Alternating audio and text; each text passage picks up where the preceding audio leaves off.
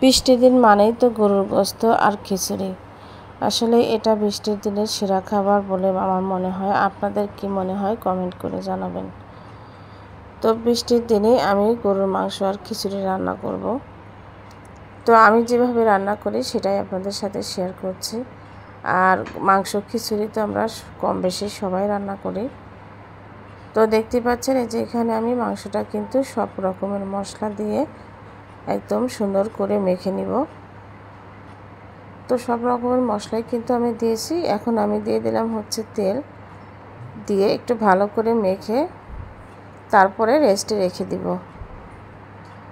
তো মাখানো হয়ে গেছে। এখন আমি খিচুড়ি সব কিছু রেডি করে নিব। এখানে আমি চাল নিয়েছি হাফ কেজির মতো, হাফ কেজির কম হবে।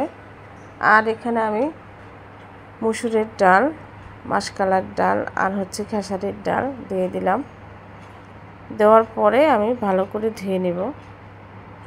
আমি কিন্তু 3 বার করে ধুয়ে নেব। খিচুড়ির মধ্যে দেখা যায় যে ডালের পরিমাণ যত রকমের বেশি থাকে ততই কিন্তু খেতে ভালো লাগে। তো এই তো আমার কিন্তু সব কিছু রেডি হয়ে গেছে। এখন আমি প্রথমে খিচুড়িটা রান্না করব। তো পেঁয়াজ, রসুন, আদা বাটা সব কিছু দিয়ে কিছু গোটা মশলাও কিন্তু আমি দিয়ে দিয়েছিলাম। দিয়ে একটু ভেজে পরে যে ডাল আর চালের মিশ্রণটা কিন্তু এর মধ্যে দিয়ে দিয়েছি।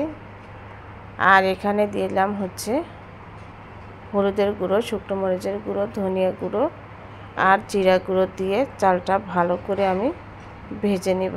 সাথে আমি লবণটাও দিয়ে দিয়েছি। দিলাম হচ্ছে কাঁচামরিচ। তো এভাবে খিচুড়ি রান্না করলে অনেক বেশি ঝরঝরে হয় আর খেতেও ভালো লাগে, যার কারণে আমি এভাবেই সবসময় খিচুড়ি রান্না করি। তো ভাজাভাজির কাজ কিন্তু শেষ। আমি পানিও দিয়ে দিয়েছি, দিয়ে ঢাকনা দিয়ে ঢেকে বসিয়ে দিলাম। তো ঢাকনাটা আমার একটু ছোট হয়ে গেছে। আর এদিকে আমি মাংসটাও কিন্তু বসিয়ে দিয়েছি। তো মাংসটা ভালো করে কষিয়ে নিব।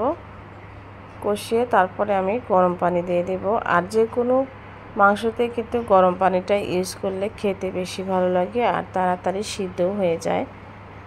তো গরম পানিটা কিন্তু আমি এর মধ্যে দিয়ে দিয়েছি। আর সাথে আমি কয়েকটা আলু দিয়েছি। তো বাচ্চারা আলু খেতে পছন্দ করে। তো কথা বলতে বলতে আমার খিচুড়িটা কিন্তু হয়ে গেছে, দেখতে পাচ্ছেন।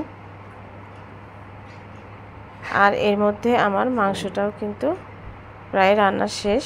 তো আমরা এখন খাবো। কেমন লাগলো ভিডিওটা? ভালো লাগলে লাইক, শেয়ার, কমেন্টস করবেন। ধন্যবাদ।